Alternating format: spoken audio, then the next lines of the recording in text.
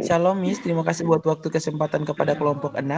Di sini kami akan presentasi tentang komponen-komponen perencanaan pembelajaran. Dalam kelompok 6 ini ada 4 anggota. Yang pertama Marius Valdrigo, saya sendiri, Marcelina Rosvitabili, Marti Sabat, dan Miguel Atonis. Langsung saja. Perencanaan pembelajaran adalah langkah penting untuk memastikan proses belajar mengajar berjalan lancar. Ini membantu guru menetapkan tujuan, mengatur materi, dan mempersiapkan tantangan. Hierarki tujuan memberikan panduan dari tujuan umum hingga spesifik. Komponen perencanaan terkait dengan pengembangan kurikulum, meningkatkan partisipasi siswa, dan memudahkan evaluasi. Dengan perencanaan yang baik, guru dapat menyesuaikan diri dengan perubahan dalam pendidikan dan memenuhi kebutuhan siswa. Komponen perencanaan pembelajaran menekankan pentingnya perencanaan sistematis untuk menciptakan pengalaman belajar yang efektif dan relevan, serta mendukung pengembangan karakter dan kompetensi siswa. Selanjutnya kita akan masuk dalam komponen tujuan pembelajaran. Kepada Kak Miguel, saya persilakan untuk membaca hierarki tujuan pembelajaran.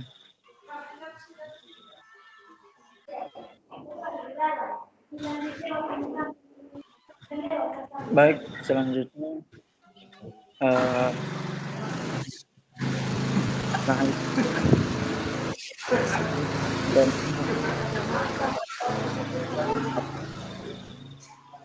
disepakati tujuan pembelajaran adalah cara untuk mengatur tujuan pendidikan dari yang paling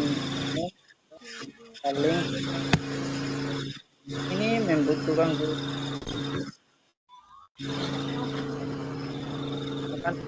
apa yang ingin dicapai dalam proses pembelajaran dan mengajar. Tujuan ini adalah visi dan misi yang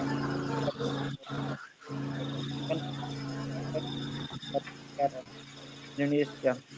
Tujuan pendidikan nasional meliputi 1. Mengembangkan potensi siswa agar menjadi orang yang beriman, taat, dan berakhlak baik. 2. Menciptakan individu yang sehat, tampil, kreativitas, mandiri, dan serta menjadi warga negara yang demokratis dan bertanggung jawab. Selanjutnya, kelemahan dan kelebihan hierarki tujuan pembelajaran. Kelebihan 1. Struktur yang jelas. Hierarki tujuan memberikan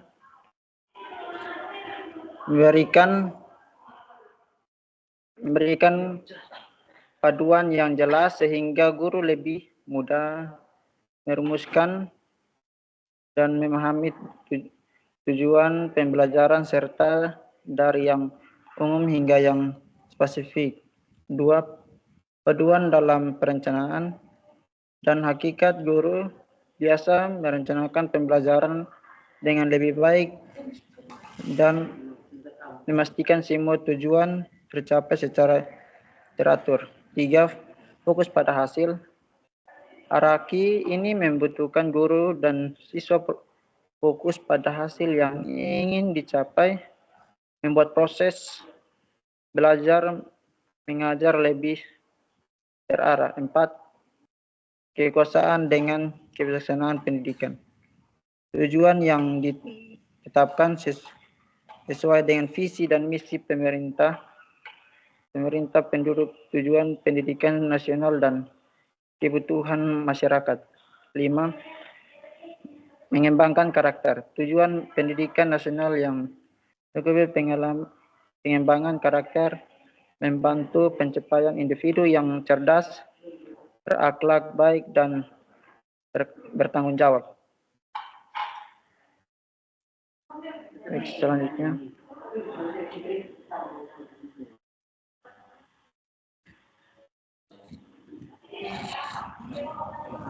Selanjutnya. Kelemahan dan kelebihan tujuan pembelajaran. 1. Batasan. Selanjutnya tujuan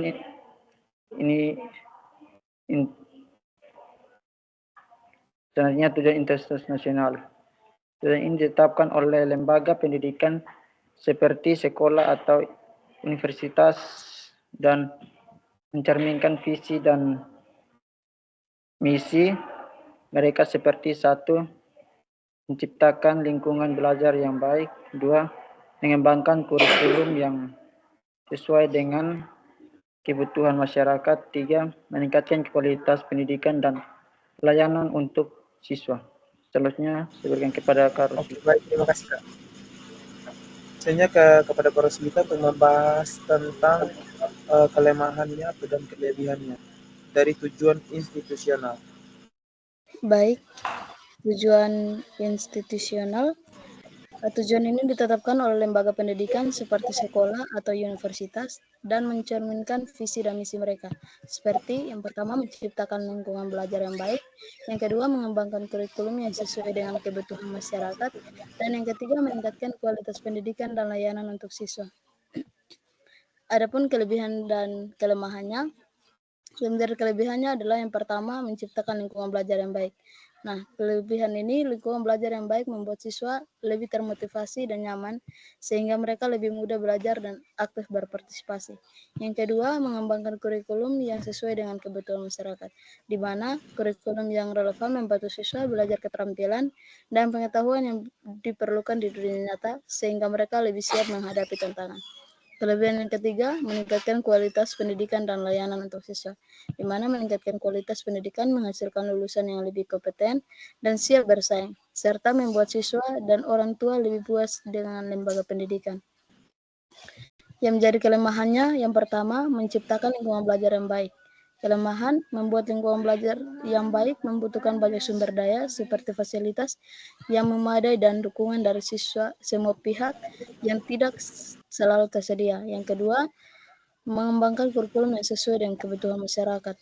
Kelemahannya, mengetahui kebutuhan masyarakat yang terus berubah bisa sulit, dan kurikulum yang kaku bisa menjadi tidak relevan. Yang ketiga, meningkatkan kualitas pendidikan dan layanan untuk siswa. Yang jadi kelemahannya adalah meningkatkan kualitas pendidikan yang sering memerlukan banyak waktu dan biaya, dan tidak semua lembaga pendidikan memiliki sumber daya yang cukup untuk melakukannya. Baik, selanjutnya tujuan kurikuler.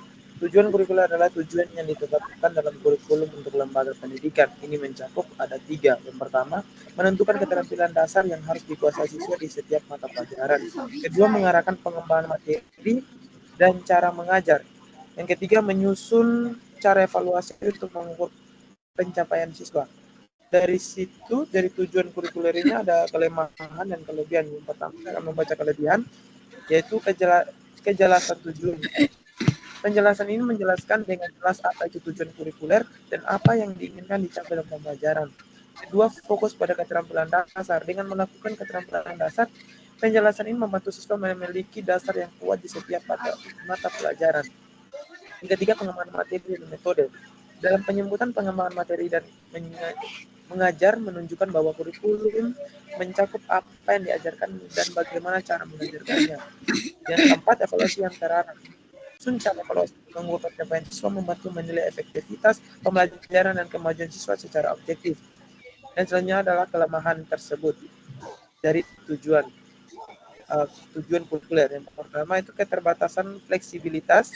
Penjelasan ini mungkin tidak menunjukkan bagaimana kurikulum bisa disesuaikan dengan kebutuhan siswa yang berbeda, sehingga bisa terasa kaku. Kurangnya pendekanan pada konteks, tidak ada penjelasan tentang bagaimana konteks lokal atau budaya bisa mempengaruhi tujuan kurikuler, sehingga bisa kurang relevan di beberapa daerah. Yang ketiga, tantangan dalam implementasi.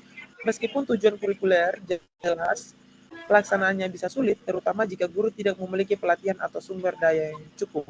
Yang keempat, fokus pada evaluasi.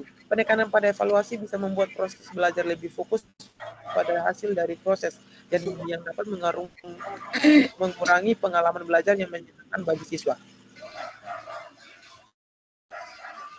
Selanjutnya, saya berikan kepada Karsita. Tujuan. Baik, selanjutnya tujuan instruksional umum.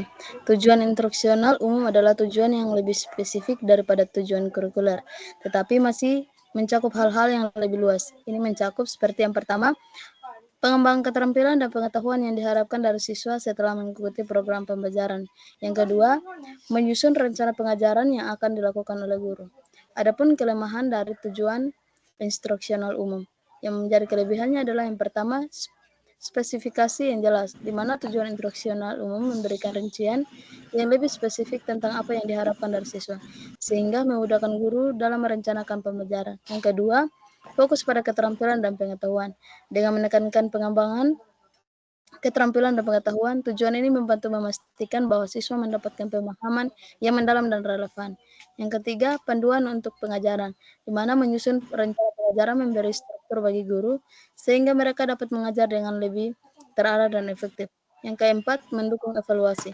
Tujuan yang jelas memudahkan dalam menilai pencapaian siswa, sehingga guru dapat mengetahui apakah siswa telah mencapai keterampilan dan pengetahuan yang diharapkan. Yang menjadi kelemahannya adalah yang pertama, keterbatasan fleksibilitas, di mana tujuan yang terlalu spesifik dapat membatasi kreativitas guru dalam mengadaptasi pengajaran sesuai dengan kebutuhan siswa yang berbeda. Kedua, tantangan dalam implementasi, yaitu meskipun tujuan instruksional umum jelas, pelaksanaannya di lapangan bisa sulit, terutama jika guru tidak memiliki sumber daya atau dukungan yang memadai. Yang menjadi kelemahan yang ketiga adalah fokus yang terlalu sempit, di mana penekanan pada keterampilan dan pengetahuan tertentu bisa mengabaikan aspek lain daripada pembelajaran, seperti pengembangan karakter atau keterampilan sosial. Kesulitan dalam penyesuaian. Jika tujuan instruksional tidak disesuaikan dengan konteks lokal atau kebutuhan spesifik siswa, hal ini dapat membuat pembelajaran menjadi kurang relevan. Oke, baik, saya akan lanjutkan tujuan instruksional khusus. Tujuan instruksional khusus adalah merupakan sebuah tujuan yang lebih spesifik daripada tujuan kurikuler, tetapi masih mencakup hal-hal yang lebih luas. Ini beberapa cakupan ada dua. Yang pertama itu pengembangan keterampilan dan pengetahuan yang diharapkan dari siswa setelah mengikuti program pembelajaran. Yang kedua adalah menyusun rencana pengajaran yang akan dilakukan oleh guru. Dari tujuan tersebut memiliki kelemahan dan kelebihan. Yang pertama tuh kami membahas tentang kelebihan dari tujuan tersebut. Spesifik yang jelas. Penjelasan ini memberikan pemahaman yang jelas tentang apa itu tujuan instruksional khusus, sehingga guru dapat merumuskan tujuan yang tepat untuk setiap sisi pembelajaran. Yang kedua, itu dapat diukur. Dengan menekankan pada tujuan yang dapat diukur, penjelasan ini membantu dalam menilai pencapaian siswa secara objektif, sehingga guru dapat mengetahui apakah siswa telah mencapai hasil yang diharapkan. Yang ketiga adalah fokus pada hasil belajar. Penjelasannya menekankan pentingnya hasil belajar yang konkret, yang membantu siswa memahami apa yang diharapkan dari mereka, yang memotivasi mereka untuk mencapai tujuan tersebut. Ada juga kelemahannya. Yang pertama itu keterbatasan fleksibilitas. Tujuan ini mencakup spesifik dalam membatasi kreativitas guru dalam menghadapi pengajaran sesuai dengan kebutuhan dan minat siswa yang berbeda. Yang kedua adalah fokus yang terlalu sempit, menekan hasil pada hasil yang terukur bisa mengabaikan aspek dari lain pembelajaran, seperti pengembangan karakter, keterampilan sosial, atau proses belajar itu sendiri. Yang ketiga adalah tantangan dalam penilaian. Meskipun tujuan dapat diukur, tidak semua aspek pembelajaran dapat dinilai dengan cara yang sama, sehingga beberapa pencapaian siswa mungkin tidak terukur dengan baik. 4. Kesulitan dalam penyesuaian. Jika ada tujuan instruksional tidak disesuaikan dengan konteks lokal atau kebutuhan spesifik siswa, hal ini dapat membuat pelajaran menjadi kurang relevan atau efektif.